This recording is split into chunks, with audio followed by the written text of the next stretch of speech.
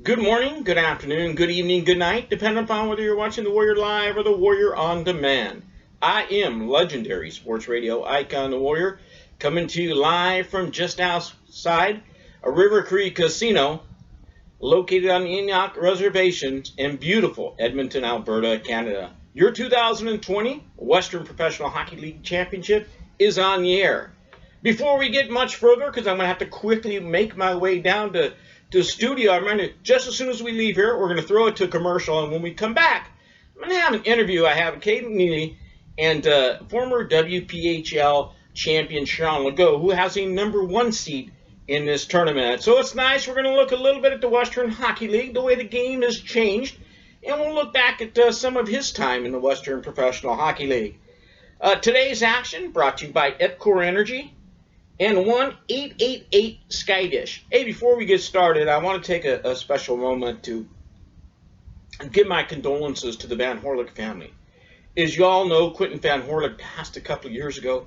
There's no doubt in my mind that this kid would have been in the tournament. Nobody's got as much heart as Van Horlick, and of all the Van Horlicks, Quentin had the biggest heart. So Quentin, I know you're up in heaven right now watching, rooting for your brother, rooting for this. Quentin, you made a lot of difference in a lot of people's lives. Short time on life, but a huge difference. Thank you, Quentin Van Horlick, for the memories that you've given us.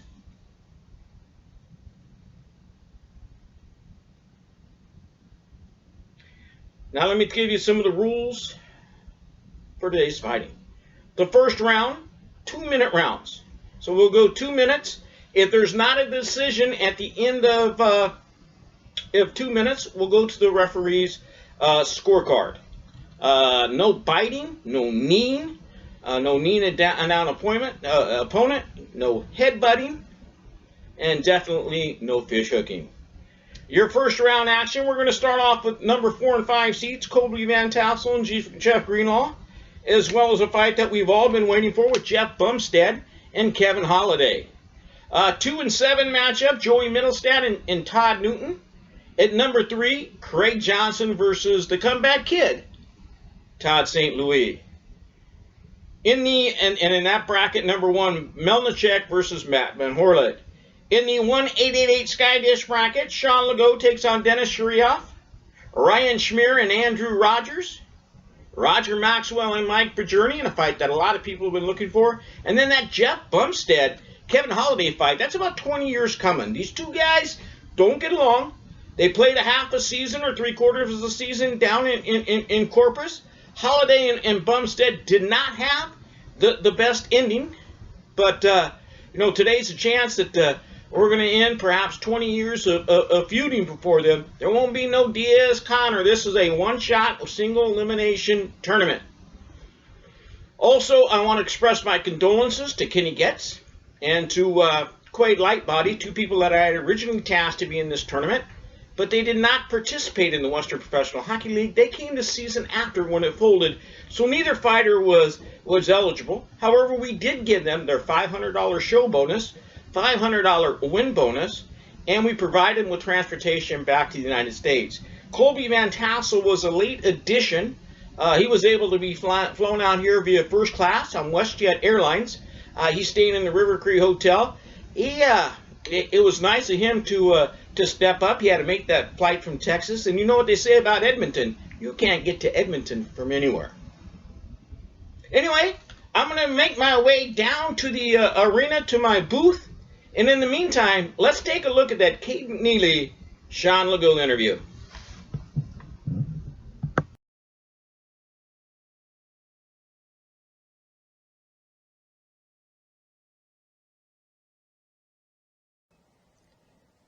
Welcome back, everybody, to the 2020 WPHL Fighting Championship.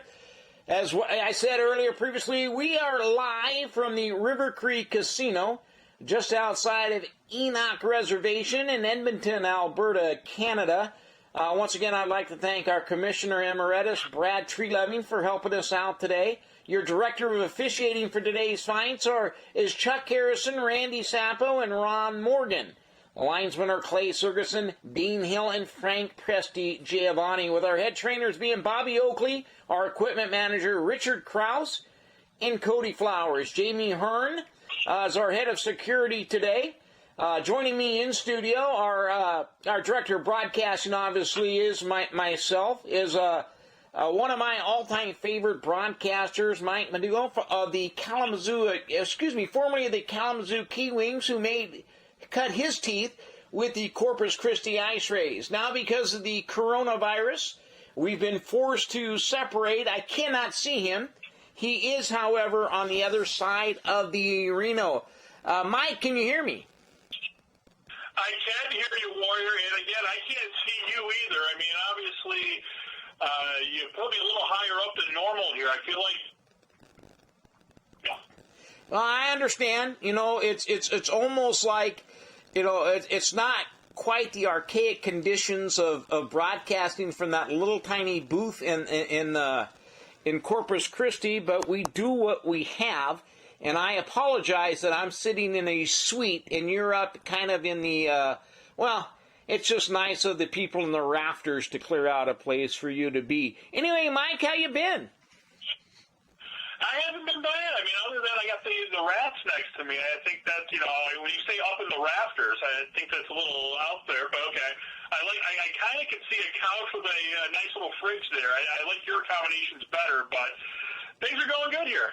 Yeah, it's almost like the way the players were living when they were playing in the old senior league in Quebec. But, you know, it's a chance for us to get together. I saw that you had graduated. You know, I stepped away. I lived in Edmonton, Alberta, Canada for a while, off and on. I continued to do In the Crease, and then I worked for ProHockeyNews.com. But I've pretty much taken a step back, and as you know, I've been embedded in about a 15 to 20 year fight now with the remnants of the Western Professional Hockey League. Well, let me just tell you right now, and I've said it since probably my first year in Corpus Christi, which was 99, 2000, me and Dames got together for the first time, and I was there for a couple seasons. I think my last year was 01-02. I have said it since the beginning. You have done more for internet hockey. I don't care if it's WPHL, what level, it doesn't matter. You've done more for internet hockey than the San Angelo Outlaws have done for social distancing. You know, that's kind of a backhanded compliment. I can remember sitting in the arena and them announcing 3,500 fans in San Angelo, most of them disguised as blue seats. You know, it was MCI night, even though we have to look up that reference to see what MCI is, but it was just friends and family there every night. Yeah, that was back in the original days of cooking the books. Hey, listen, there are a couple of guys. I mean, look, and I was featured in the book that Jason Cohen did on the Zamboni Rodeo. I guess that's back when Kyle Haviland speared me, and here we are 23 years later, and I refused to let him in the tournament. And another one is probably Greg Rajan. He picked up the thing. I was a little disappointed that he went with my in the crease type reference, but I don't think anybody had as much access to, especially a guy that's never played the game or wasn't with the media. I don't think anybody had as much access to the players in the league as I had at the time. I would agree with that. I think some of the pieces that you were putting out were a little ahead of what you see on the internet. I think people were still trying to figure it out, and you were a little ahead of the game right at that point. I do want to point out, because I know you're going to be working with Chris Stu, and we got Dave Danis a little bit later in this round out here. I believe, and if you believe it, it's true, if you follow the George Costanza references, I believe of all the broadcasters that have ever been in the Whipple, I lead the league in assistant coaches wins, and you witnessed it in Fort Worth the night that we had problems with the tower, and Taylor Hall put me behind the bench. Yes, I will not forget that. You are the, unfortunately, when you have an interim coach and it's not formally announced, because we had 2 games without. While we were looking for a coach before Todd Lalonde had jumped the team and went to Fort Worth before we had actually folded. I will give that to you. You do have more games behind the bench than any other broadcaster. Though I was carded And I was up at River Cree in this building that we are now. Matter of fact, my final game behind the bench, which I just really, it was a glorified gate opener.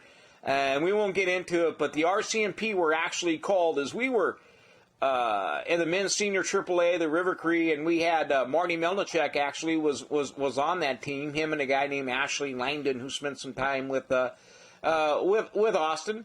But we had in the last 2 minutes, in the first 4 minutes of overtime, we had 5 consecutive minors called on us, the River Cree Warriors, and we ended up losing in overtime, and the place went nuts. In my boots that I had just bought in the month before in Cabo San Lucas were being used on the referee's door. So that was my final experience within that barn. But it's nice to be back, and I digress. As we look down to the ice right now, Mike, I stole one of your tricks from Corpus Christi. I have a headset down by the arena. We're going to go into the locker room right now as we get ready for our first fight. Jeff Bumstead versus Kevin Holliday. As you know, these guys have a little bit of a history between them. As I pull up the stats and we get Bummer ready to go, talk a little bit about that Corpus Christi team. That Corpus Christi team, actually, we obviously killed the league when it came into penalty minutes that year. Holliday, when you look at his season, came from started the year in the UHL with Rockford and was in the ECHL a little bit the year before with Baton Rouge and Thunder Bay, and had the reputation of being a pugilist on the ice. I think he had something like 350 or 350 plus in penalty minutes with Thunder Bay. So when you put him in Corpus Christi, he played defense for part of the year. And what people forget, and again, when you're at home in Corpus Christi, it's a short ice rink surface. It's a little bit tough. Taylor Hall had an idea, and he put him on a line with Jeff Bumstead and Brad Wingfield, who I'm sure we'll talk about a little bit later in when we get to his part of the bracket a little bit later when you guys do that. But Death Row was formed at that point with Holliday, Bumstead, and Wingfield. And that was a year that, if you look at it, I think it was 217 minutes for Holliday that year, and then you go to Jeff Bumstead in that same year. He put up a minuscule 192, and I say minuscule because he did fight through some injuries that year and everything else, and they were out there. But that, so when he wasn't getting through injuries, he was mixing it up in there. But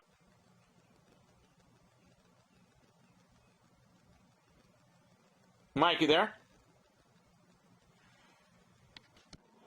Okay, we got you back online. I could actually hear you up in the booth up there. We technically temporarily lost connection. We're going to go ahead and throw it back down to Jeff Bumstead. Jeff, are you there? Pick up the headsets. You know, Mike, hold on just a second as our next combatants get ready to enter the ice. We've got the Kevin Holliday and Jeff Bumstead. It's a fight we've all been looking forward to, Mike. And I know you can't see me as we're having problems with our television feed here. Mike Madugno and the Warrior here, and let's go back down to the locker room and see if we've got Jeff Bumstead ready. Hey, Jeff, put the headsets on. Can you hear us? Yes, got you guys. Got you there, Warrior. What's going on? Hey, just excited. We've been looking for this matchup since the tournament brackets first came out. You drew Holliday. Is there any special? Are you a little bit more excited than you would be a fight? We don't need to get into it, but we know there was some tension in that Corpus Christi locker room. How does it feel to draw Kevin Holliday with your first fight? Well, very, very interesting. Going back there to the 99 to 2000 season was very happy bringing in Doc Holliday. Great reputation. I think he had 44 majors 1 year there. We had him and Wingfield coming in. Thought that was a pretty good combination. Nothing against Doc Holliday there. Big power in the right hand. Got to stay away from that. Leaving on terms there, probably not the best. But sometimes you just got to get out there and settle the score. I know this is a big day for you. And listen, and I know you're psyched up and you go into your normal rituals as an MMA guy as you visualize this fight in front of you. But I have to ask you, and I know you'll take on any fighter, but how happy were you when you came on and you saw that Matt Brenner wasn't in this tournament? Needed that. Tough fights can happen anytime, but sometimes you need a little break. Anything can happen on any given day, and that's what it was. That's what it is, and now just got to concentrate here on Holiday. Well, good luck, and I just wanted to give you a little bit of levity. 24 years, and I still haven't let you forget that fight. But anyway, good luck. You've always been a Warrior favorite and a crowd favorite. Probably one of the most polarizing players to ever play in the Western Professional Hockey League. You had your doubters, your detractors, and of course you had a huge following fan base. Good luck to you. Thank you, sir. Hey, thanks again, Jeff. All right, let's get back right into the fights. Let me go to the fight card, so be it. And because I don't want you calling two ice rays against each other, I'm going to put Kevin Holliday in the blue United Nations helmet and the United Nations jersey, so you don't have to call our sweater, so you don't have to call a fight. Coming out of the left is going to be out of the left gate, Kevin Holliday. He stands at 6'2", 225 pounds. Spent some time with Corpus Christi in the 99-2000 season. We've already spoke of what he meant to that organization. And then Jeff Bumstead, former Western Professional Hockey League MVP, comes in at 5'10", 221 pounds. Former MMA fighter, and once again quite the popular fighter. Mike, I'll go ahead and turn this over to you. It's both fighters. Looks like they're both ready to come on the ice. Well, both are coming on the ice right now, and this may make history. I know you said he was going to change jerseys to go into the United Nations, but I can't remember Jeff Bumstead in a Corpus Christi Ice Ray uniform losing. Actually, I'll take it back. I don't remember any Ice Ray losing a fight that I caught. So maybe a little disadvantage for Mr. Holliday, but we'll see what happens, because we talk about a 4-5 matchup, and it may be the best 4-5 matchup that we have seen in this kind of tournament ever. And as the two are getting ready to square on the ice, both getting ready to go, and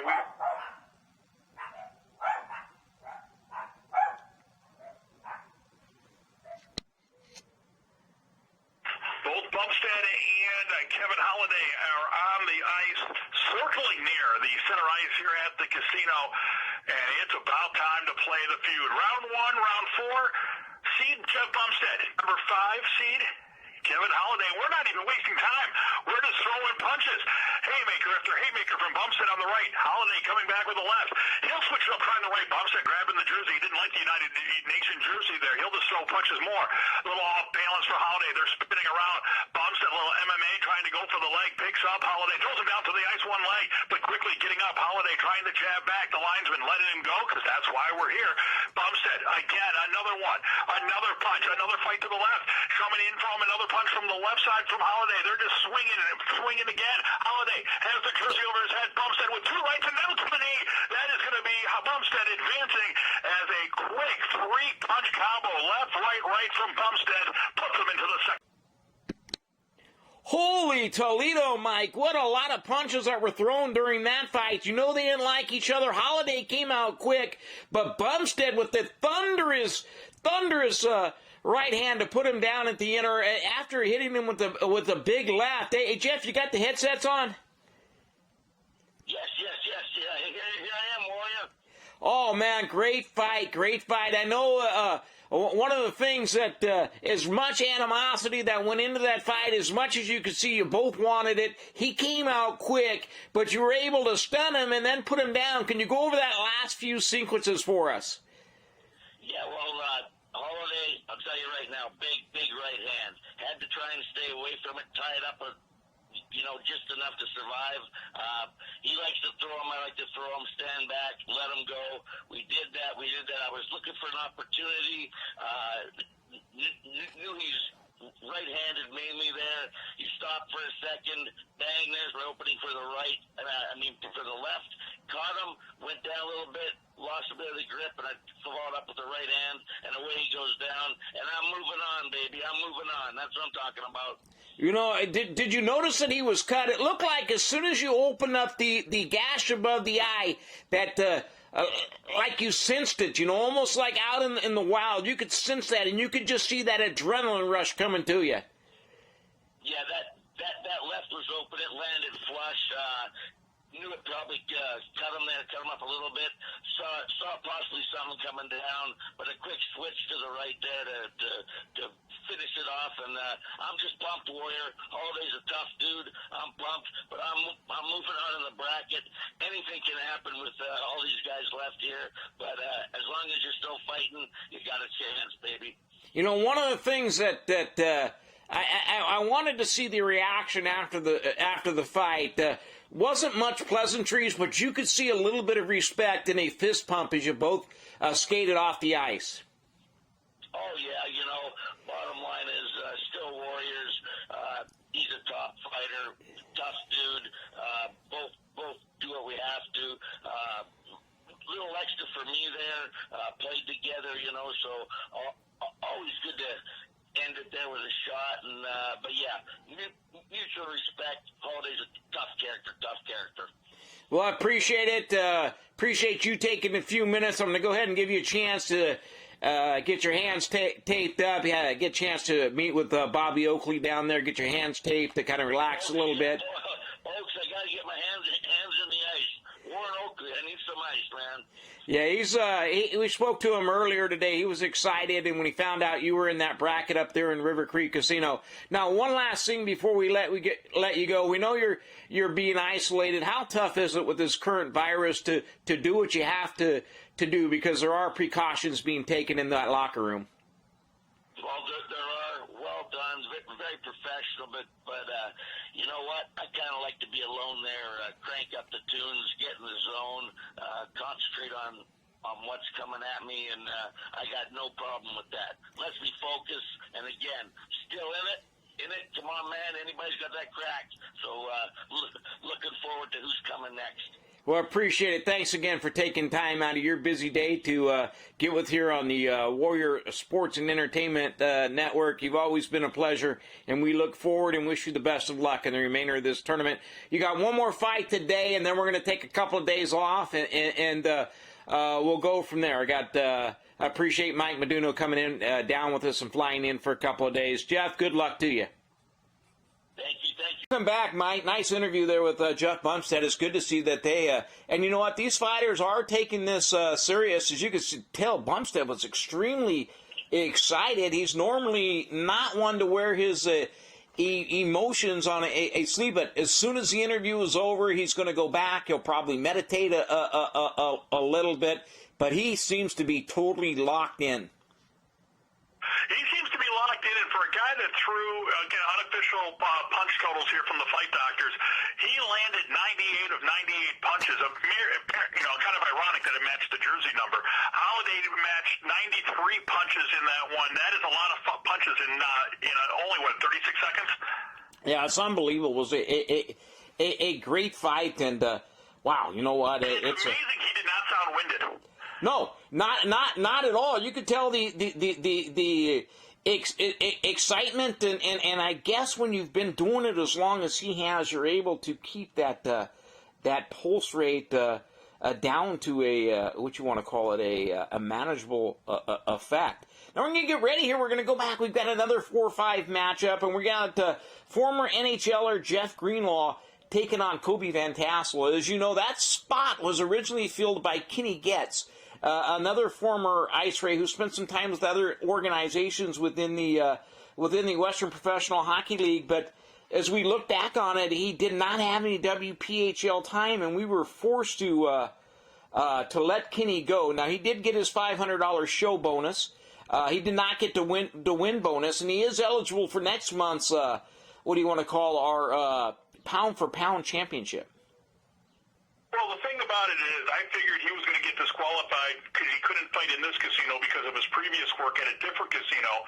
But if he was in this, he may have won it because whatever Kenny wants, Kenny gets. Yeah, that's exactly the way Kenny. Oh, Jesus, that is terrible, and it almost went right over my head. Okay, looks like we've got the fighters down. I'm going to throw the... Colby, you got the headsets on? Yeah, I'm here with you. Hey, Colby, a pleasure for the Warrior to get a chance to talk to you. Looks like, you grew up in Michigan, and now I understand you spend quite a bit of time up in Saskatchewan. How did you get up here? And the fact that you were able to take a last minute, filling in for Kenny Getz, a lot of people said that you should have been chosen in the first place. I respect the fact that you were able to put aside what you're doing and come up here and help us out.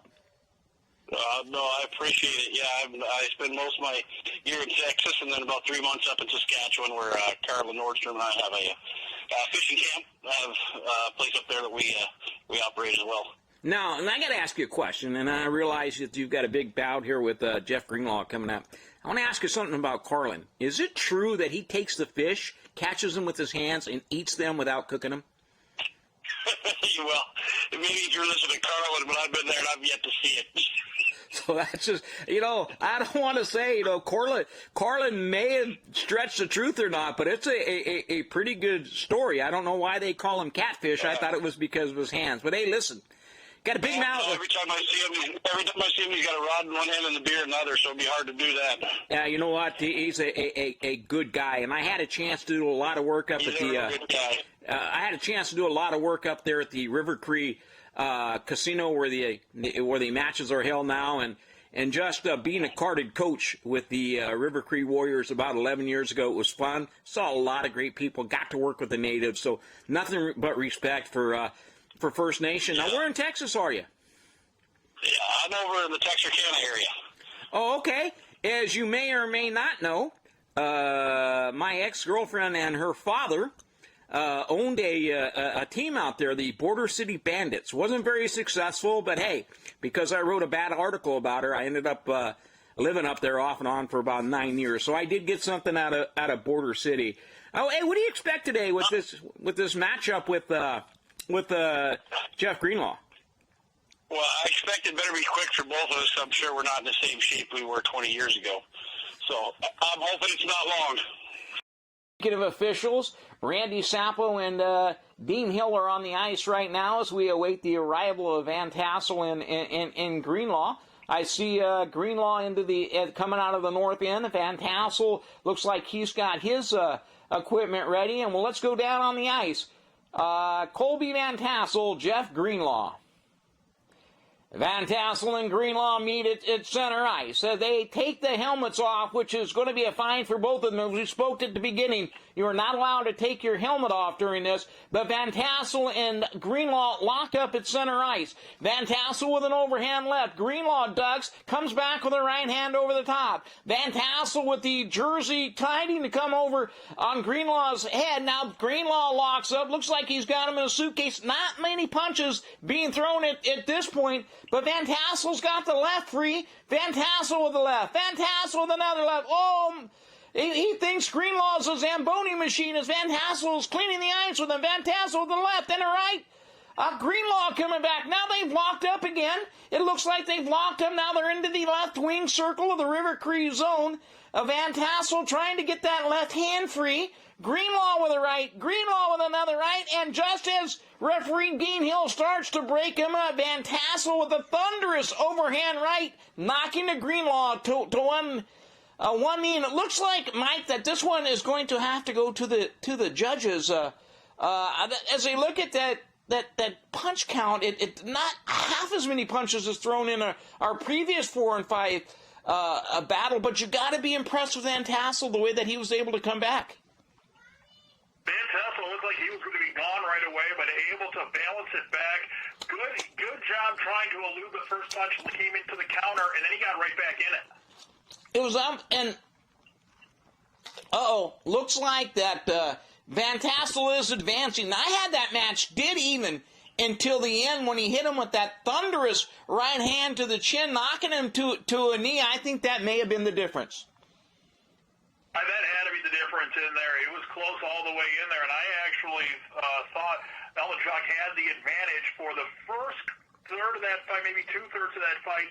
Good use of really just keeping off balance, avoiding two hits. He looked like he was going to be knocked down, and then as we heard from the judges, which is this official,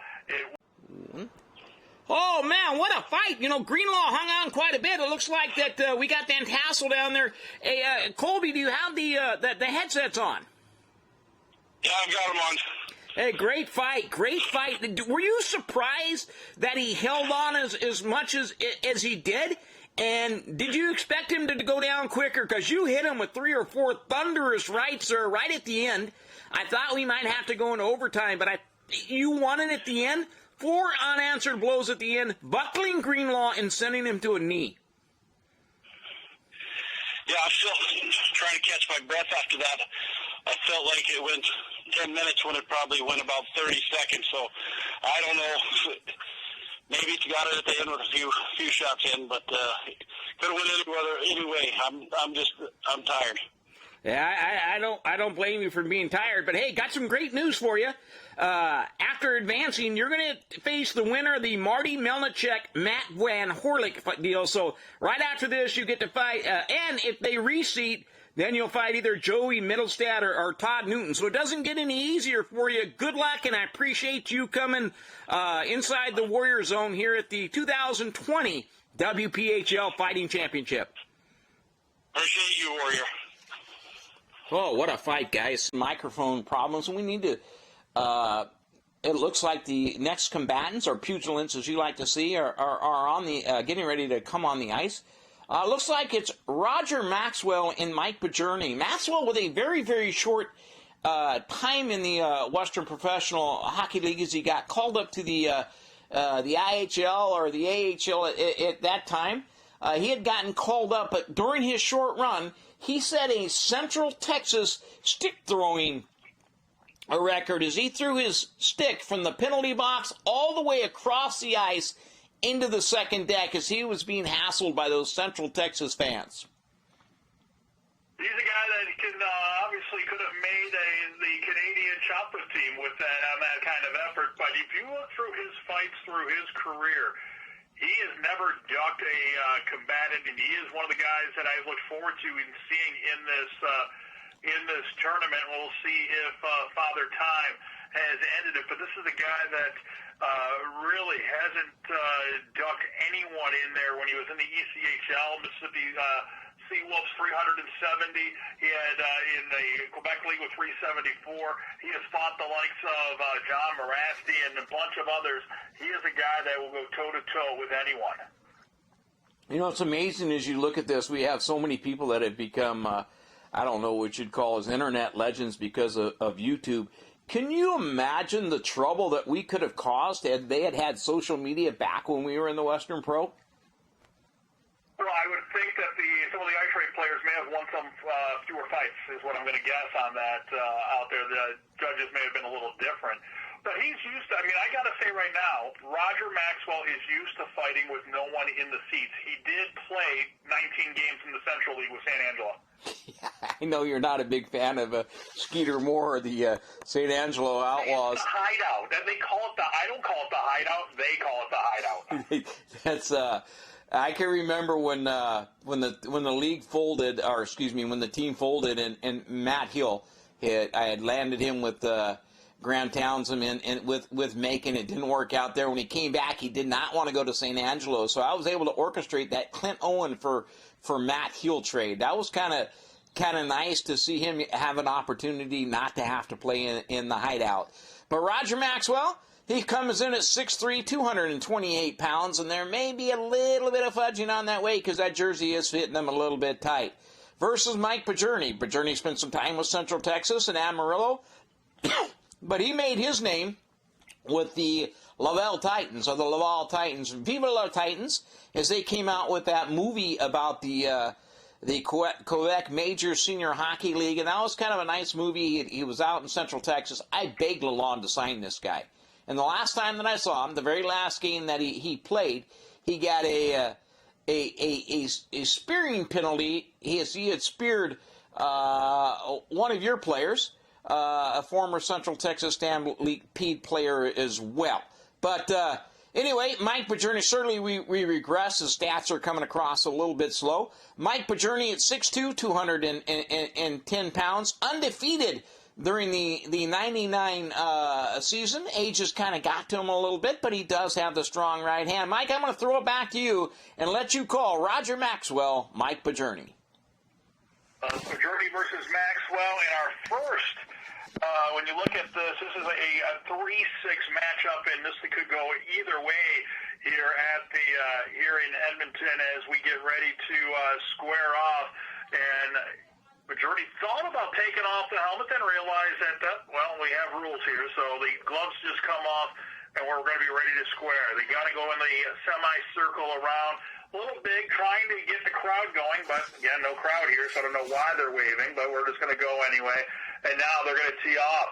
Maxwell coming in first, trying to grab the jersey, trying to pull it over Madugno's head. Madugno comes in with a little body blow into the left.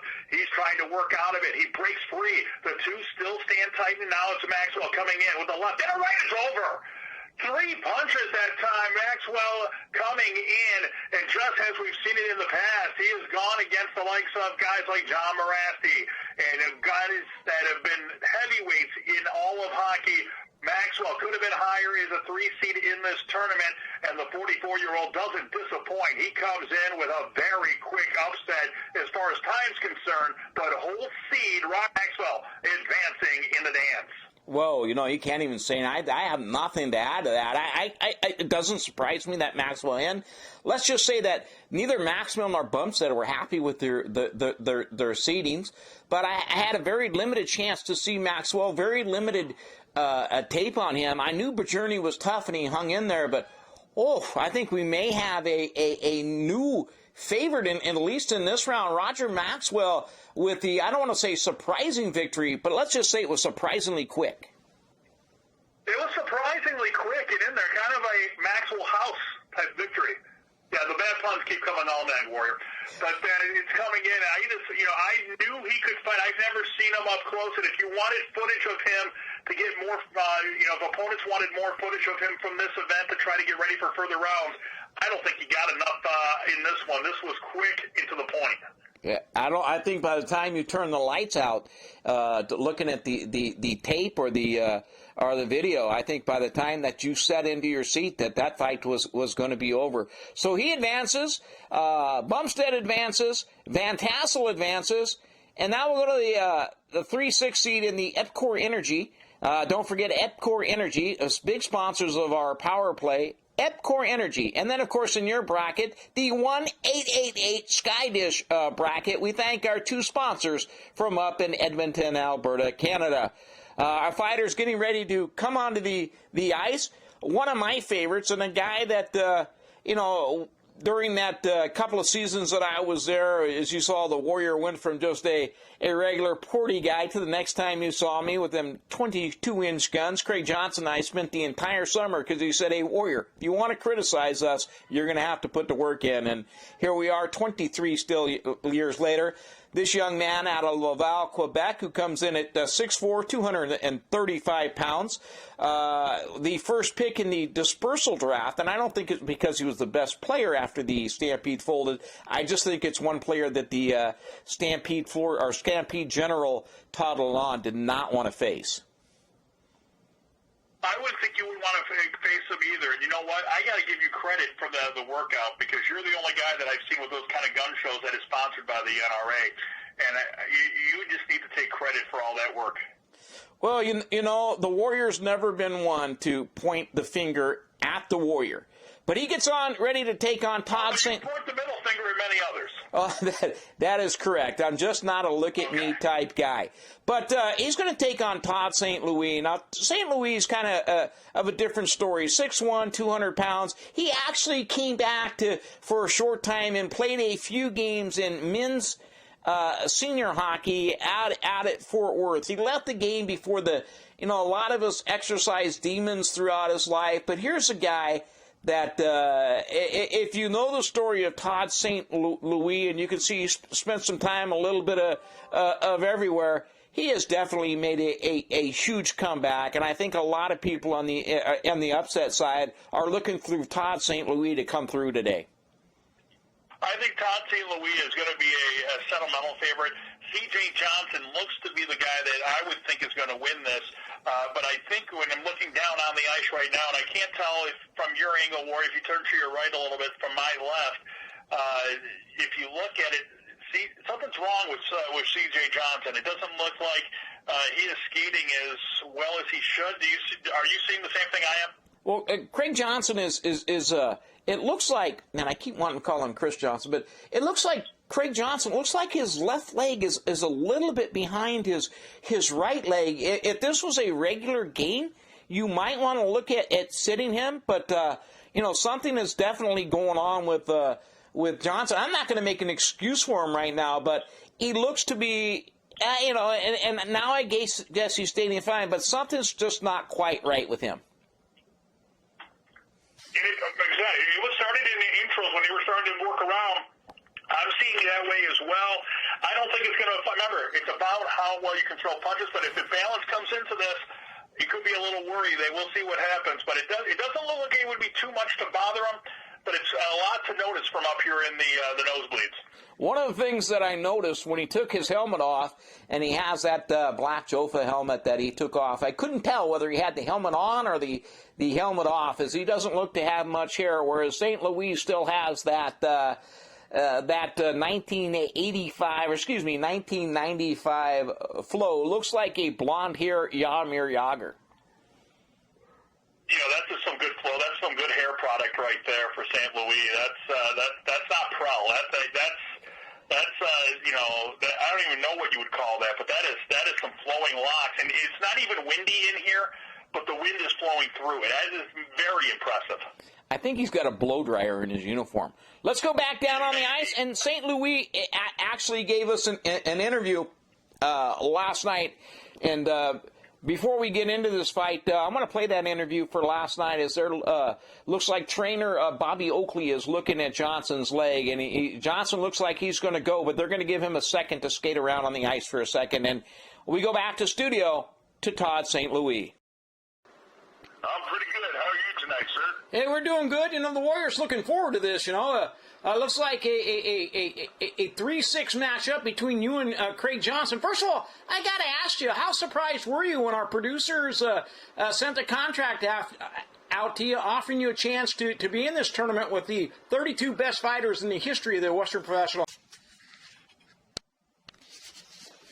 Welcome back. Looks like Bobby Oakley has given Craig Johnson the go-ahead. Johnson waves off all further medical attention. And like I said, it just looks like he didn't stretch out enough, but there's something definitely wrong with that leg. He had that problem when he was with Fort Worth in the latter stages of his career, but he's spends a lot of time in the gym, and he's going to go ahead and go. St. Louis skates out on the ice from the northern end. Johnson coming out from the south end. Johnson and St. Louis lock up at center ice. Johnson with a couple of lefts, 3, 4, 5 lefts. Landon now switches up and goes to the right hand. Johnson, St. Louis just wants the cover. Johnson coming back with another right, and it slips a little bit. St. Louis with an uppercut. St. Louis with another uppercut. St. Louis with 3, 4, 5 thunderous left hands to the side of Johnson's helmet. Johnson covers up and grabs St. Louis. They lock up and skate towards the northern end of the building, close to the blue line in the River Cree circle. Well, St. Louis with a left. St. Louis with another left. Johnson goes down to one knee, and St. Louis finishes them in the biggest upset in the history of this tournament. 45-second win for Todd St. Louis. It looked like at the beginning that it was not going to happen, but I don't believe what I just saw. Todd St. Louis, in the biggest upset in the history of this tournament, knocks out Craig Johnson. His medical attention is coming on the ice right now to tend to Johnson, who's not moving. Do you believe in unlikelihoods? Oh, do you believe in miracles? You know what? And Todd St. Louis, and you got to give it to him, he started to throw his hands up in the air as if he was washing them. Once he saw Johnson was injured, he skated back around, And now you can only hope that Craig Johnson is not seriously injured. You hope he's not seriously injured, and you look there, it was Todd St. Louis just pouncing on his prey. It was like watching Tiger King all over again. You know what? That Todd St. Louis, and you know what? Johnson, and everybody knows that CJ and I are buddies, but I like the underdog story. Now, it's not quite the 1980 Olympics, but if you've known the things that Todd St. Louis has gone through, and then for him to come back and even to be in this position to fight and want to fight, and all the training that he had to go through to come back, it's quite the comeback story for Todd St. Louis. And I'm going to be honest with you, I've never had a friend lose a fight where I was actually happy for the other fighter. Well, you know what? I'm going to disagree with you here that it was just like the 1980 Olympics. C.J. Johnson playing the role of the Russians. He's not moving on. And he's not moving either, so we're going to go ahead and take a...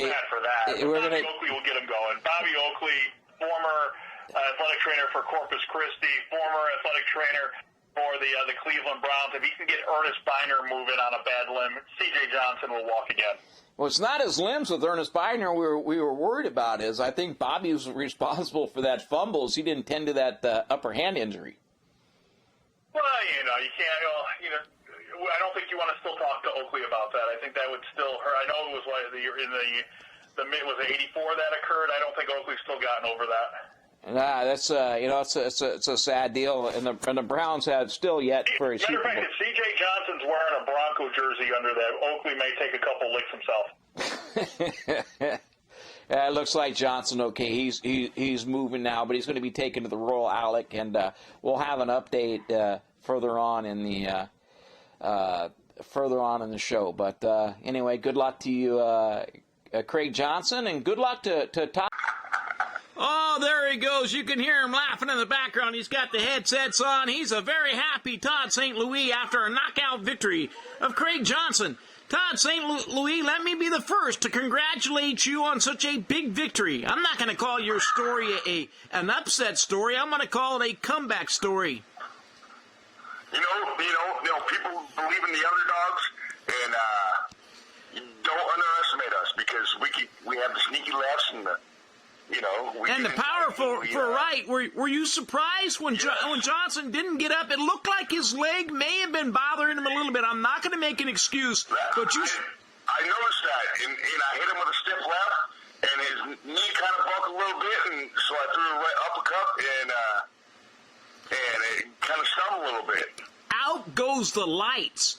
And as we see him starting to get up just a little bit here, being tended to by trainer Bobby Oakley. That's Johnny and I are buddies, but I got to give it to you. You put a lot of effort into the fight. Johnny looked like he had, Craig Johnson looked like he had overestimated you. But I'm going to tell people right now, if you didn't know Todd St. Louis before, based on his 300 minutes per year penalty minutes, if you didn't know him as a pugilistic fighter, then you definitely know Todd St. Louis today.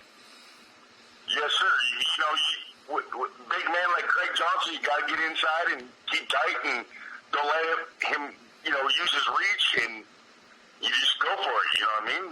Well, the good thing about him, he doesn't have a very long flight back to Laval, Quebec. Appreciate you. I know you're a father of 4. You're going to put the time in, and I know that you're anxious to get through the next 2 rounds and get back to Texas. Yeah, I'm going to put the women and children to bed and go search for dinner. Well, good luck. Good luck for you, Todd St. Louis. You continue your amazing comeback story. No, I appreciate you, Warrior. Now we're going to move up into a 2-7 matchup.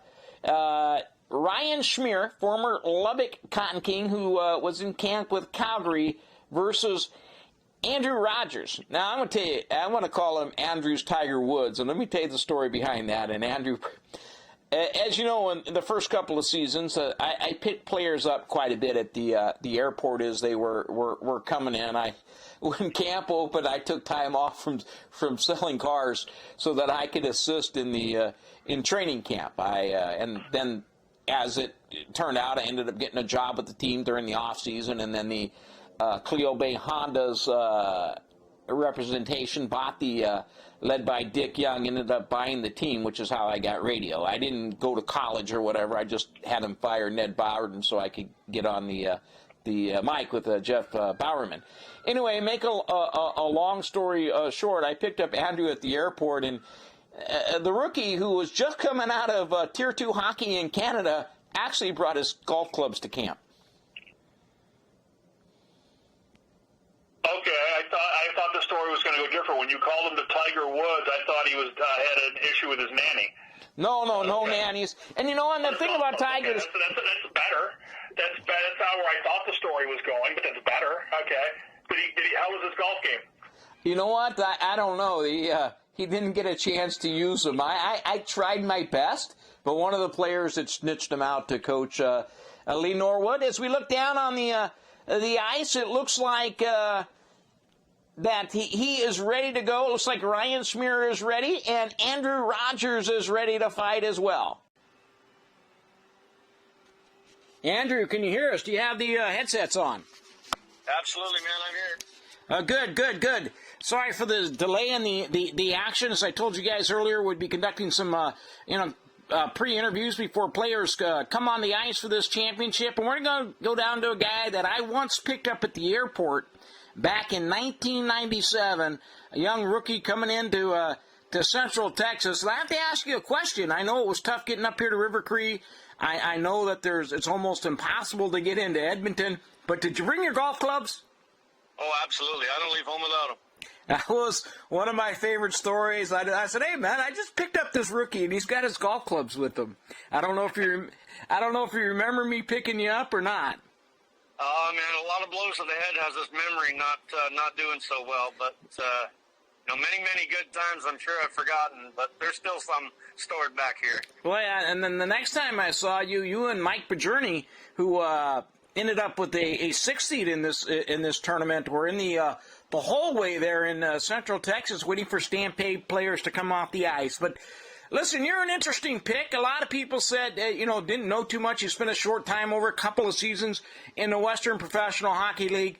But sometimes being a good fighter, a game fighter, and a competitor, sometimes maybe there was somebody who may have beat you in a fight, but this is also a competition, and we appreciate you taking the time from your family to come up here.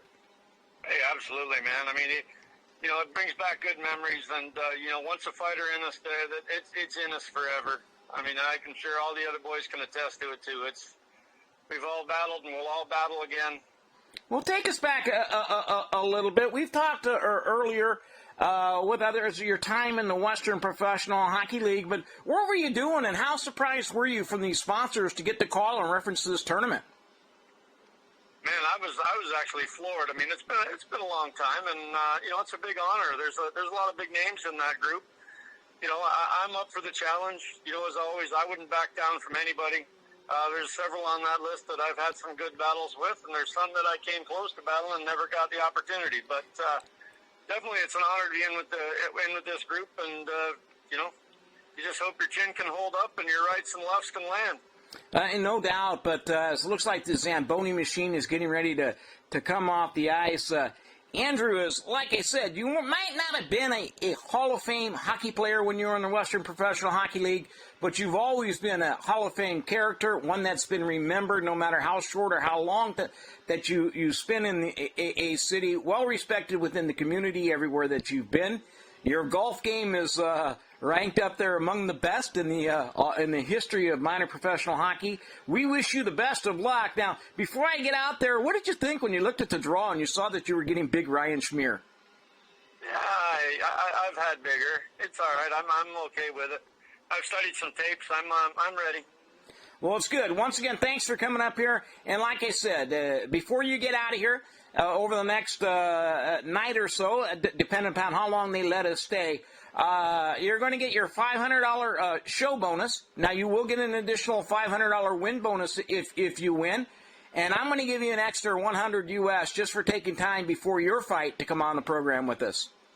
Hey, fantastic, man. I appreciate it. We're going to have a good time. Now, Warrior, appreciate you, too. Thank you very much for taking time out of your busy schedule. I know that you're getting ready for this fight here, and a lot of guys wouldn't do the interview, but I personally want to thank you and congratulate you and wish you the best of luck. Perfect. Looks like we're getting it. Looks like head trainer Bobby Oakley has given us the signal. Everybody's set, and we'll throw it back up to the booth to Mike Madugno. Smear versus Rodgers. This should be quick and painless, at least that's what we think. The two are squaring off. Rodgers looking to grab the jersey, trying to stand out. He's a little timid right now, trying to pick his spot, but he comes in with a right. Smear caught off guard. Rodgers tying him off. A couple quick punches. Smear trying to back up. He has the right one loaded, ready to look in. He's holding with his left arm. Smear again trying to hold, but he misses with two punches. Again, Rodgers tying up the jersey. He's trying to stay low for that 6-foot frame, trying to force, but now it's Smear coming again with some punches. Trying to pull the jersey over Rodgers. Rodgers trying to tie up the leg, the linesman, trying to move closer as these two still trying to battle in towards center ice down near the boards. They're telling them to back away. Rodgers again with the ribs, but now Smear gets the right hand free, gets one punch. Is Rodgers, but he gets back up. Rodgers trying to throw another punch, but misses, and then it's going to be over, as it will be, as you would think, Ryan Smear getting the victory, but this lasted a lot longer, and Rodgers doing a lot better than we may have thought. It looked like it was Andrew Rodgers trying to come up with an upset, but just not enough time, as he will go down on a nice left-hand punch from Ryan Smear to advance into the next round. Yeah, that fight lasted a little bit longer than I thought it would, but hey, Rodgers actually hung tough. Like I said, it was tough. A lot of people thought Kyle Haviland should have that spot, but Rodgers stayed active. We had a hard time getting a hold of Haviland, and Haviland had speared me. So down in Austin with an incident between myself and one of the Ice Bats players, but that's neither here nor there. He did not make the cut, and we'll leave it at that. But he advances. Looks like Smear advances over Rodgers, and we'll come back. We'll take a quick commercial timeout. When we come back, Joey Mittelstadt and Todd Newton. Hey, Mike, great news. During the delay, I'm going to go down to the headsets. I've got former Waco Wizard and St. Angelo Outlaw Todd Newton down there. Now, playing in Waco and playing in St. Angelo, he's probably used to playing in front of no fans, so this should be routine from him. But, Todd, do you have the headsets on? Yes, I can hear you there, Warrior.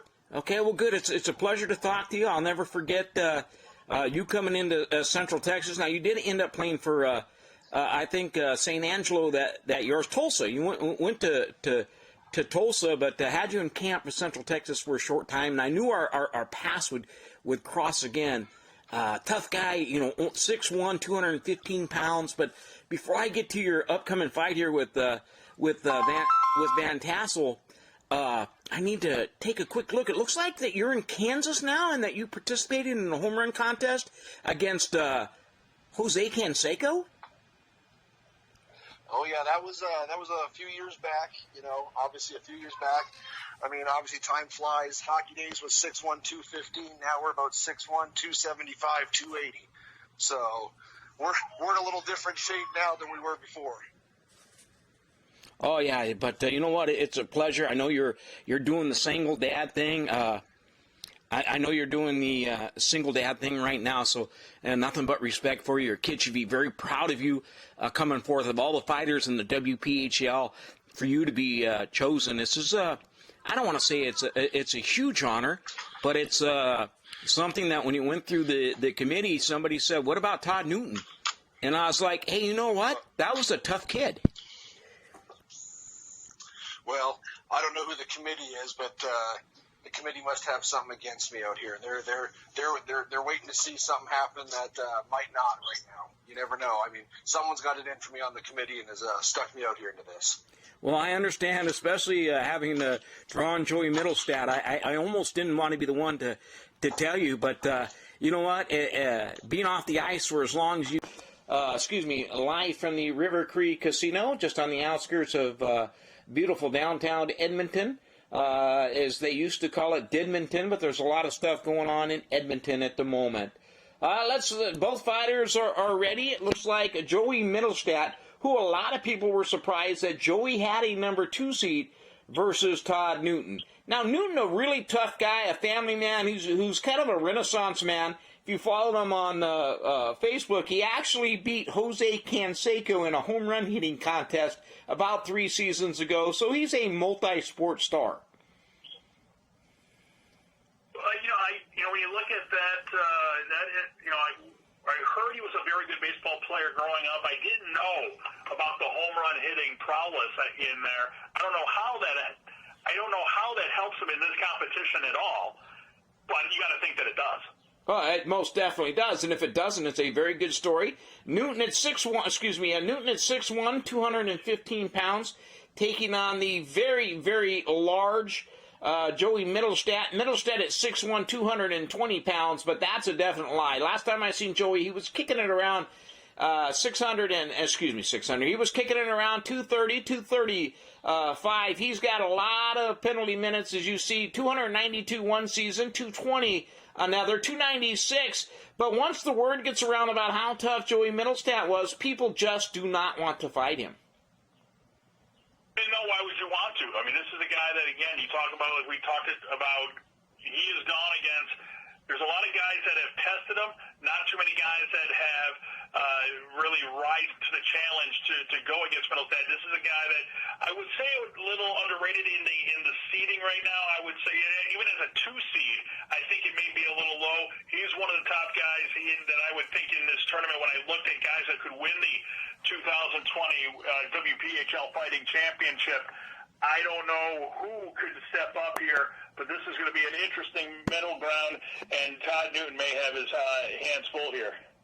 All right, both fighters come on to the ice. Mittelstadt kind of circling. Look, you can see a little bit of anticipation on the face of Todd Newton. Joey Mittelstadt never changes his expression as they meet at center ice, and Newton surprises him with a quick left hand. Newton with the 2 quick left hands in a row. Now he hits him with the right. He's got Mittelstadt's jerseys. He's trying to lock up. Mittelstadt looks a little fear, pushes Newton around to the side, and both fighters continue to circle and now lock up again at center ice. Newton hanging on as he's fighting the very, very tough Joey Mittelstadt. His family back home could be very proud of Newton as Mittelstadt hits him with a left hand. Newton drops down to one knee, and referee Frank Presti Giovanni may have stepped in a little quick there, but I almost thought we had an upset there. A very, very game performance by Todd Newton with 2 consecutive left hands to the jaw of Mittelstadt. But when a guy's that big and that tough, it's hard to make a difference.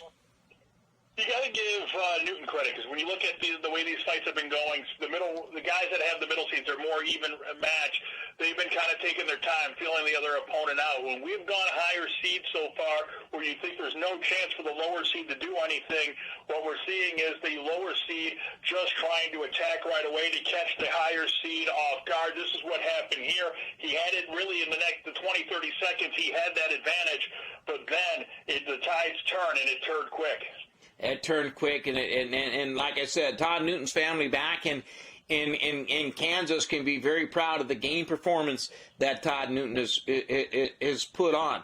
Now, look, as they were lining up, both of our next fighters were already ready to go onto the ice. Marty Melnichek, a preseason tournament favorite, versus a sentimental fan favorite, and Matt Van Horlick sent me an email and said, look, I didn't want to fight that guy 20 years ago. I don't want to fight him anymore today. It'd be nice if Quentin was around. We could both probably try to fight him at the same time. I don't know what chance Van Horlick has, but it's a story of 2 kids that were brought up, taught to play with all heart. You know, what they lacked in talent, the Van Horlicks definitely made up for with heart.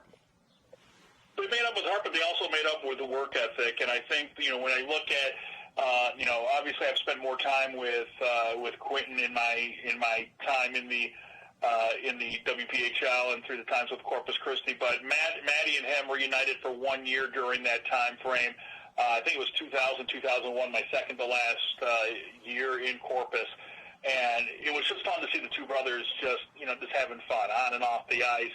And it was a good sentimental. I know he has a heavy heart, and I've seen him talk about coming into this tournament with on Facebook and everything else that, you know, how he felt like he didn't want to, you mentioned it, didn't want to fight the guy 40 years ago. I don't know if you'd want to fight him for a parking spot today, but here in a few minutes we're going to see with Matt Van Horlick, a little heavy heart, with his, you know, like you said, helping his brothers in his corner tonight, seeing how that pans out here. Obviously, I would say that I don't cheer for anyone going into this fight, but I got to cheer for Matty Van Horlick here in this round. Well, real quickly on Melnichek, as I mentioned before, he's one of the few fighters that I did recruit.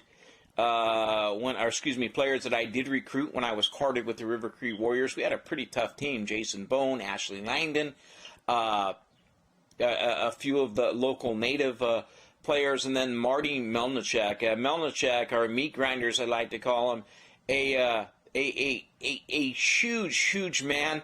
But you know what? I've never met a kinder, gentler giant off the ice. And again, that's the great thing about hockey. I mean, there's guys that obviously they do their role and do it very well on the ice. And then there's guys that, when they get off the ice, they have a different feel to it. I saw Melnichuk briefly in the Whipple. I think we played a couple games in Arkansas that year, but I saw him more when he was a River Otter in the UHL. It was my first year in Kalamazoo. And again, a guy that's 6'2", 210 in his prime is he knew how to handle himself and everything else. And going real quick, it's not a Matty Van Horlick story, but we're talking about Quinton, and obviously we would all know that if Quinton was if Q-Ball was living, he'd be in this tournament here. I actually went. I'm going to say I went one round with Quinton in my very first year in here, and I. It's probably the only time I can say that I would ever get the upper hand on Q-Ball in here, because I mean Q-Ball weighed $110, probably soaking wet, but again he fought like he on the ice like he was 6'8" and 200 pounds. But we're at a restaurant. I want to say it was near Fort Worth. We're getting ready to go somewhere, and it was one of our first road trips of the year. And you want to shoe check the new guy. And as he was crawling underneath the table, he gets by Wickenheiser and the guys that were sitting near me. And when I in the corner, I happened to look down and I saw something crawling under the table. I didn't think it was Quinton Van Horlick or anyone. It just kind of spooked me. So my legs went flying up, and I kind of broke Quinton Van Horlick's nose. Oh my God! And you live to talk about it. Some when people. You sit next to Jeff Bumstead, good things happen. Some people. Yeah, exactly. Hey, quickly on that story there. I remember when Chris Johnson, not Craig Johnston. I remember when Craig Johnson or Chris Johnson had tried to pull the same catch-up trick on the shoe of Greg Rajan, where Rajan went crazy. So I think that ended the let's break in the new guy routine at the restaurant. Well, in my case, it probably would have been a lot cheaper if I just let him put the ketchup or whatever the thing was on my shoe, because I felt so bad that it happened, and we were on the road for a good portion of that. I think it was day one or day two of a 7 or 8 day road trip. I think my per diem went to feeding Quinton Van Horlick, just not because he made me, just because I felt so bad. He had to miss the first game of that trip, but in true Q-Ball fashion, he played the rest of that 5-game trip. Yeah, he probably didn't even miss a shift. Hockey players can be shot, and they'll go out there and take their shift, get their stitches, and come right back. But let's go down to the ice. It looks like our next combatants are ready. Looks like Marty Melnichek and Matt Van Horlick. And we look at the size difference here. Melnichek, our meat grinder as he called, is a beast. Comes in at 6'3", 210 pounds. Van Horlick at 5'11", 180. And whereas most people look like they put on weight since they got off, Van Horlick can't be weighing any more than $160 right now. He's looking good. He's been on the golf course or doing something, because I know with the pandemic, you really can't go anywhere, but that's a pretty good tan for Matty. I appreciate it. Now it looks like both fighters, we got a thumbs up from Melnichek and a thumbs up from Van Horlick. Melnichek and Van Horlick skate out to center ice. Van Horlick, looking like a man possessed right now, is actually attacking Melnichek. Just went straight to the clinch as they got at it and trying to throw some punches. Looking like a young Ty Domi as he's got the hand out as he's putting his head away, almost smiling as Melnichek continues to pound him with a couple of rights. He's got a right above the helmet. Now he pulls him close to him. Melnichek using the strength skates him against the board. Van Horlick comes back with a left and now a right. Melnichek with 3-4 rights and knocks him down to one knee, and it looks like they're going to break this fight up right now. Van Horlick still wanted to go, and I've never seen a guy get punched that many times and still be smiling. He kind of pats Melnichek on the butt as they skate off, and even though he lost the fight, he's got a big smile on his face. That made me gasp because I don't think he could be happy with what happened near the end there. But Matty Van Horlick, in the typical Van Horlick fashion, they like it more when they get hit. And he was smiling there for a while, but the referees did the right thing. If he can't really respond and not get out there, they got to stop him. But Matt Van Horlick, doing what you thought he would do, he would have to go full throttle, but just matched up against too much of a meat grinder, as you mentioned. Yeah, Melnichek and Mittelstadt, just two big, tough guys. And as we look back on this and we see that they've stayed in tremendous shape, and as we look back on this, just the number of fighters and the type of people that have come through the Western Professional Hockey League, it's an honor. It definitely is a pure honor to be able to call these fights. And now we get ready for our next fight between Denis Shurov, who spends a short time in Central Texas, a 5-gamer in the 97-98 season. 5 games as Leemore was the coach, sat down for a couple of games, but he was a good kid, but I never thought that he would come back and be as tough as he is versus Sean Legault. A quick story. Well, this is going to be interesting because when you look at a guy like Denis Shurov, he's a guy that early in his career, when he first started in the Whipple, I don't know if he knew what kind of player he was going to be. Obviously, he knew, coming from his background, he did have some penalty minutes in the AJHL in juniors. He only played the 5 games in the Stampede. When he goes to the Brahmas, he gets a little more going. But again, it's tough for a young player, first couple of years in the league to go. When he came to Corpus Christi, he had, you had Wingfield, you had Bumstead. There was, he was, at one time they had Holiday in there too. So, he was probably the 4th or 5th guy on the dance card, so to speak. So he had to do different things to do it. And then you go back, when he found more of his prime of his career, he left the Whipple, he went into the Central Hockey League, where he played in Louisiana, and then you can start seeing the gloves and the confidence as a fighter. 282 with the Ice Gators in 01-02. Again, he does it in the high 200s in 03-04. That's the Denis Shurov that we're going to have to see here. If Denis Shurov can give you that kind of outing here, he may have a chance in this next bout. But when you look on the other side with Sean Legault, he always looks on the ice like a guy that's looking at a menu and doesn't like any of the items. He just gives you that kind of stare, and that's the kind of MO we're going to see here in the next in this next bout. The number 1 seeds have done well so far. We've only had one other number 1 seed, but he advanced, so I guess you could say he's done well. But can Legault go here against Denis Shurov? An interesting story on Legault. Last week when these brackets first came out, I actually had a roundtable discussion with former Austin Iceback Matt Sharuga, and we'll hear that interview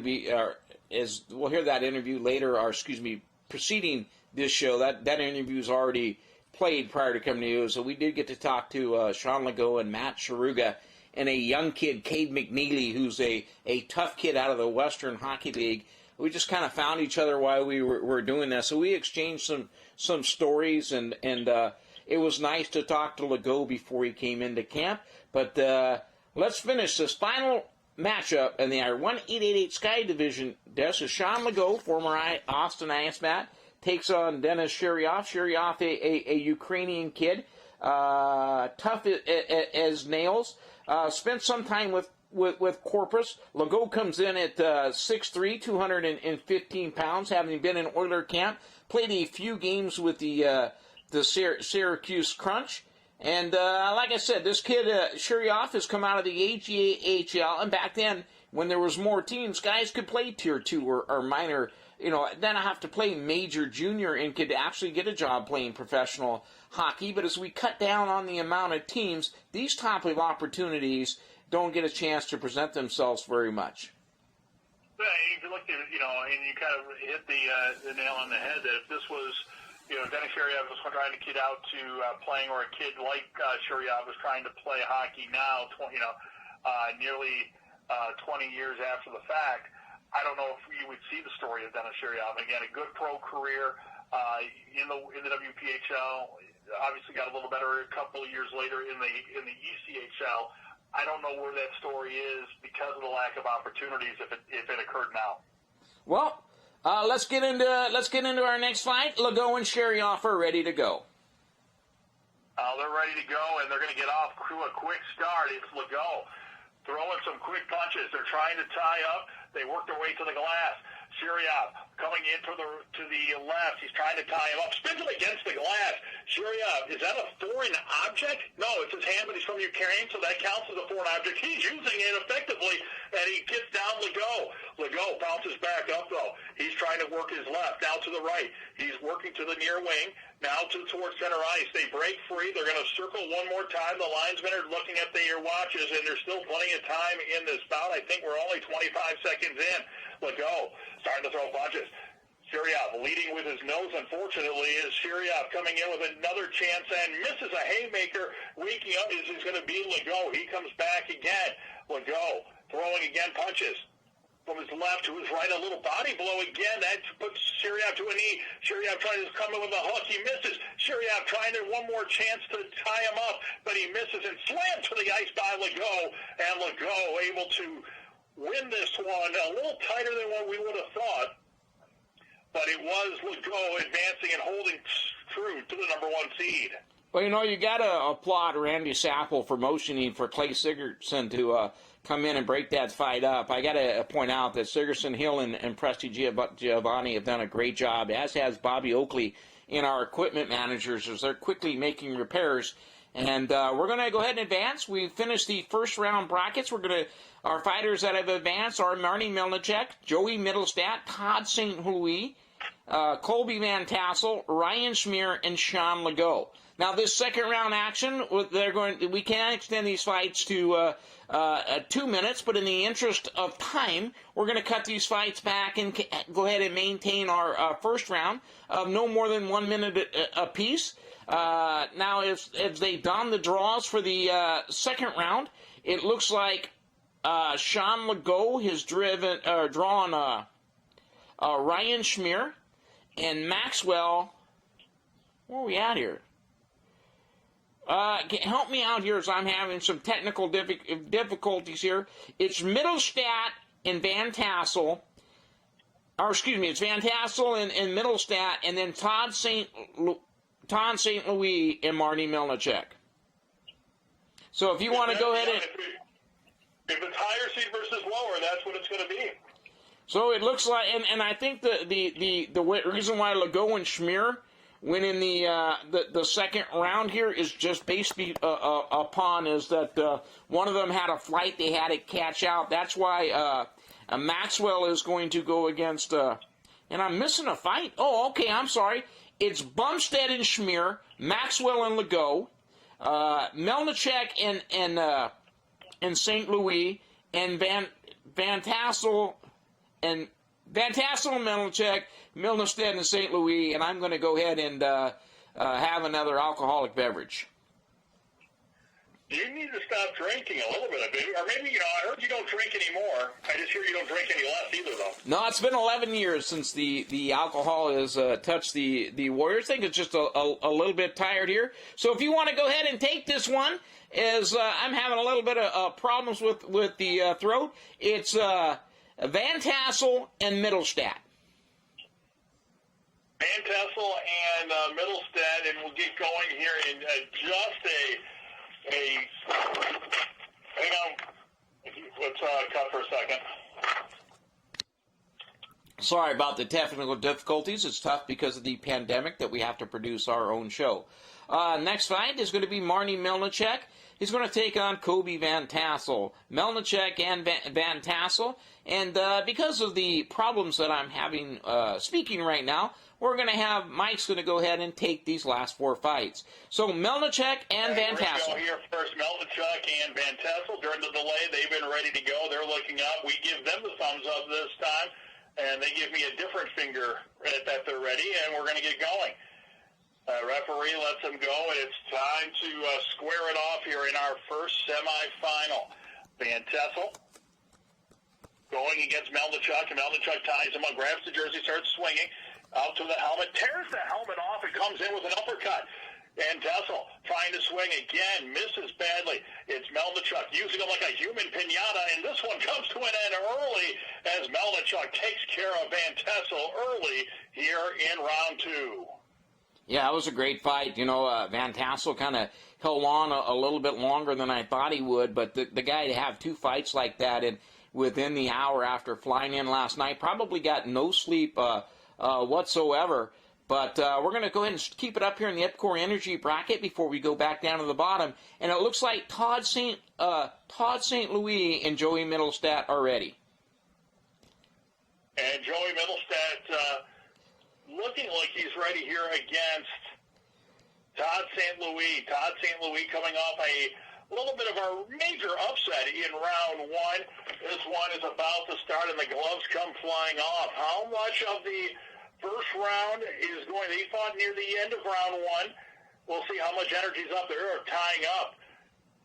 Elbow pads come flying. They're squaring up, leaning against each other, trying to draw the one closer. They're trying to get in close body jams. They don't want to get with Mittelstadt with the long reach. Mittelstadt tying up. Uppercut. Another uppercut. Now they tie down to the knee. They're trying to work it out. A glove comes off again.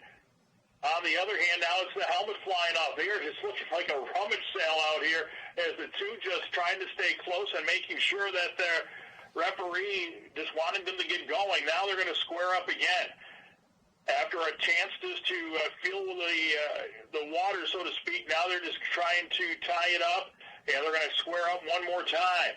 Mittelstadt coming in with a punch. St. Louis once again trying to fire with an uppercut, but this one he misses and gets taken down to the ice.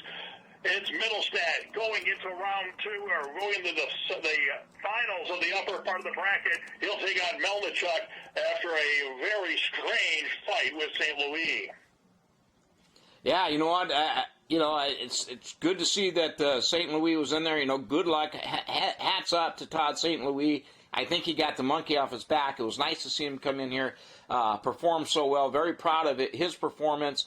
Melnichuk advances. And as we look down on the ice, it looks like Bumstead and Maxwell are ready to go. And these two are all ready to go. It's the lower half of the bracket in the Sky Dish bracket here. Bumstead in his traditional fight pose, already going against Roger Maxwell.